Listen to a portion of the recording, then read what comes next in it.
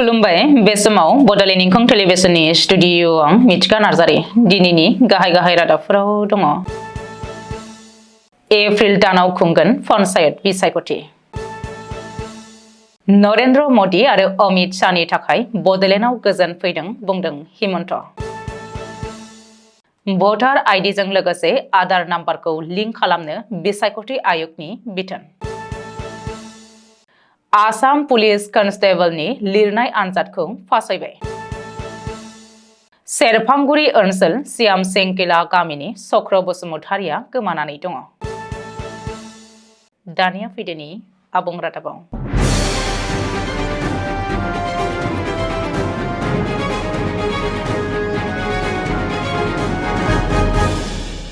रायजो सोरखारा फैगौ एप्रिल दानावनो पन्चायत बिसायख'थि खुंनो थियारि। बेनि गेजेरावनो पन्चायत बिसायख'थिखौ लानानै सोरखारा राजखान्थि हान्जा आरो बिजाथिफोरनि थाखाय माखासे नेमखान्थि एबा गाइडलाइन फोसावदों।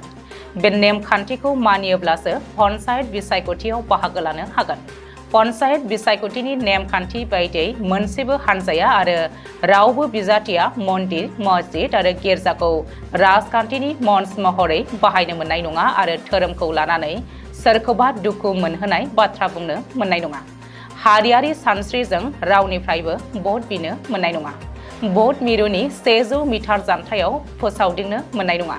सोरनिबा निजा सम्पति एबा प्राइभेट प्रपार्टियाव गनायथि लायालासे बेनार पोस्टार लगायनो मोननाय नङा। दोलोफोरा बिसायख'थि फोसावदिंनायनि थाखाय सिगांग्रो गनायथि लानांगोन। हारि आरो रावखौ लानानै अजद गोनां आरो दान्थे बिदान्थे जाहोनाय बिबुंथि होनो हानाय नङा। रावबो बिजाथि आरो दोलोआ भटनि मुङाव रां होनो मोननाय नङा। बेबायदिनो माखासे गोख्रों नेमखान्थिखौ मानिनानै सोलिनो नांगोन बिजाथि आरो राजखान्थि दोलोफोरा। बबेखानि बैफोर नेमखान्थिनि अनगायैबो भटारफोरखौ जेबो रोखोमनि सिगि सग' खालामनो हानाय नङा। बेबायदियैनो रावखौबो पार्सनेलि गाग्लोबनो एबा सावरायनो हानाय नङा। गामि पन्चायत, आन्चलिक पन्चायत, जिल्ला परिषदनि बिजाथिनि बैसोआ खमथाराव 21 बोसोर जानांगोन। बिजाथि एबा बिनि बिसि आरो फिसाया उन्दै बैसोआव जुलि खालामनायजों लोब्बा थायोब्ला बिजाथिनि थाखाय नेवसिजागोन। गामि पन्चायतनि बिजाथिनि थाखाय मेट्रिक एबा बेनि बांसिन सोलोंथाइ थानांगोन। एससि, एसटि, अबिसि, एमअबिसि बिजाथिनि थाखाय मेट्रिक उथ्रिसारनाय जानांगोन। आन्चलिक पन्चायतनि थाखाय जेनेरेल बिजाथिया एचएस उथ्रिसारनाय जानांगोन। नाथाय एससि, एसटि, अबिसि, एमअबिसिनि थाखाय मेट्रिक उथ्रिनाय जानांगोन। गुबुन फारसे जिल्ला परिषदनि थाखाय जेनेरेल बिजाथिया एचएस उथ्रिनाय जानांगोन। एससि, एसटि, अबिसि, एमअबिसिनि थाखाय मेट्रिक उथ्रिनाय जानांगोन। बेनि अनगायैबो 2018 मायथाइनि 19 मार्चनि सिगां सानैनो बांसिन खुदिया थानाय बिजाथिफोराल' पन्चायत बिसायख'थि गेलेनो हागोन। 2018 मायथाइनि 19 मार्चनि उनाव सानैनिख्रुइ बांसिन गथ' गोनां बिजाथिफ्रा बिसायख'थियाव बाहागो लानो मोननाय नङा। नाथाय सानै गथ'आ जावजाब्ला बिजाथिया गनायजागोन। दाय मावनानै साख्रिनिफ्राय होखारजानाय बिजाथिया 5 बोसोर जायाब्ला गनायजानाय नङा। समबाय सम्मतिनिफ्राय रां दाहार लानानै सुखुयै बिजाथिया नेवसिजागोन। न'आव साब-सिखोन खिखरसालि गैयै बिजाथियाबो गनायजानाय नङा। सोरखारि अनसुंथाइ मोननाय गोजौ फसंथानाव मुलाम्फा गोनां मासियाव थानाय सुबुङाबो गनायजानाय नङा होननानै गोख्रों नेमखान्थि फोसावनाय जादों। क'क्राझार जिल्लानि दतमा बड'फा फोथाराव सानब्रैनि हाबाफारिजों खुंनाय मिरु दुलाराय बर' फरायसा आफादनि 57थि बोसोरसालिया जथुम्माया थुंगेबाय। जोबथा साननि हाबाफारि गेवलां मेलाव मिरुनि नखर मन्त्रि अमित शाहआ गाहाय आलासि महरै बाहागो लाफैदों। बे गेवलां मेलाव अमित शाहजों लोगोसे गिबि मन्त्रि डक्टर हिमन्त बिश्व शर्मायाबो बाहागो लायो। मख'नो गोनांदि बे मेलाव बाहागो लानानै नखर मन्त्रि अमित शाह आरो गिबि मन्त्रि डक्टर हिमन्त बिश्व शर्माया बर' हारिखौ थांखिनानै गोबां गोनां बिबुंथि होयो। गिबि मन्त्रि डक्टर हिमन्त बिश्व शर्माया गावनि बिबुंथियाव बुङोदि अमित शाहआ आसामनि आरो बड'लेण्डनि सुबुंफोरनि आंगोनि आरो बयनिख्रुइबो मुंदांखासिन सुबुं। आं एबसुनि आफादगिरि दिपेन बर'जों लोगोसे गासैबो दैदेनगिरिफोरखौ साबायखर होयो। बड'फा उपेन्द्रनाथ ब्रह्मनि जोनोम जायगायाव जों बिथांखौ गोसोखांदों।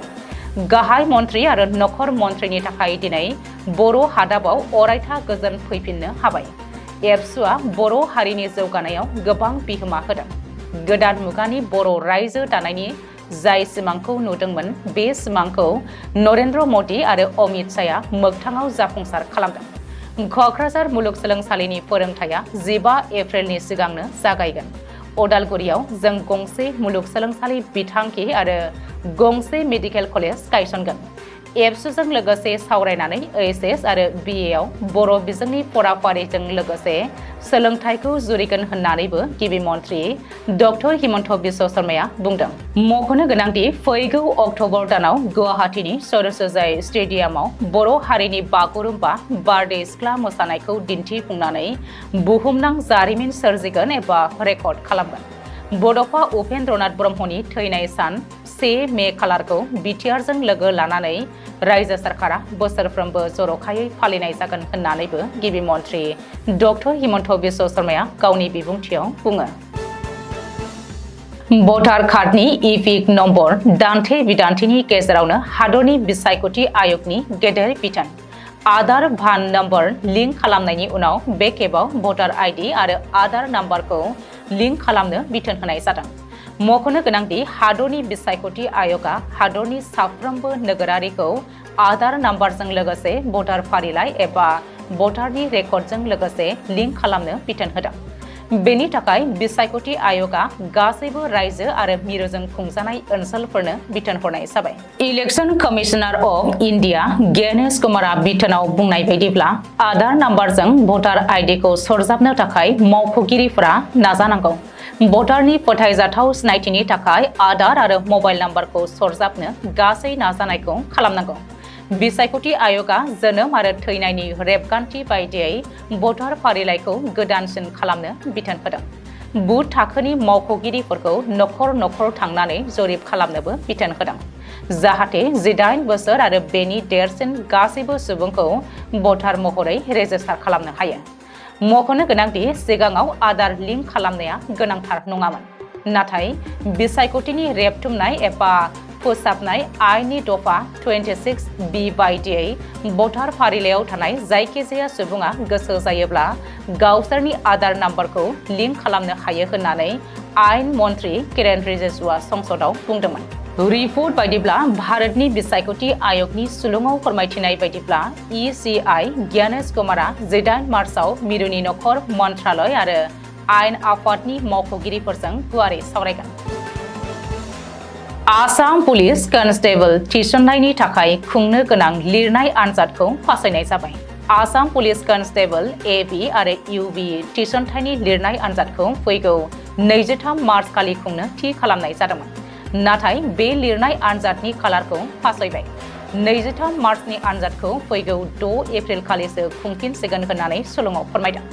रिपर्ट बायदिब्ला 6 एप्रिल खालिनि लिरनाय आनजादनि थाखाय 1 एप्रिल खालि फुंनि 10 रिंगायाव गोदान एडमिट कार्ड इस्यु खालामनाय जागोन। मख'नो गोनांदि माखासे बिनायसाफोरा रिजाल्टआव गोरोबलायै अजद होनायनि उनाव आनजाद फासायनायनि थांखि लानाय जादों।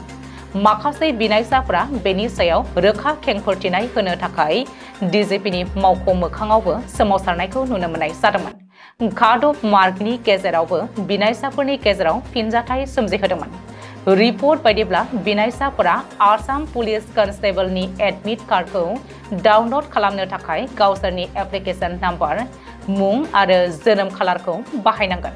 बबेखानि बिनायसाफोरा आनजादाव सोरखारजों जारि खालामजानाय फट' आइडि जेरै Aadhaar card, PAN card, driving licence एबा भटार आइडिजों लोगोसेनो एडमिट कार्डनि मोनसे प्रिन्ट आउट कपि लाबोनांगोन होननानै स्टेट लेभेल पुलिस रिक्रुटमेन्ट बर्डआ बुंदों। क'क्राझार जिल्लानि सिङाव थानाय कारिगाव श्यामसिंखिला गामिनि थागिबि चक्र बसुमतारिया बेंगालराव गोमानानै दङ। बोहैथि मार्च दाननि 12 अक्ट' बुधबार सानखालि बेंगालराव खामानि मावनो थांदोंमोन चक्र बसुमतारिया। बेंगालराव सौहैदोंमोनब्लाबो नाथाय रुमनिफ्राय ओंखाम जानो होननानै थांनानै लोगोफोरजों आन्दायनानै दिनैसिम जेबो थं मोनाखै होननानै फोरमायदों नखरनि सुबुङा।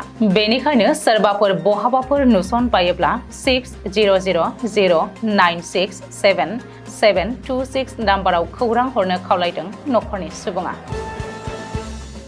दिनैनि रादाबा एसेनोसै, गोजोन्थों।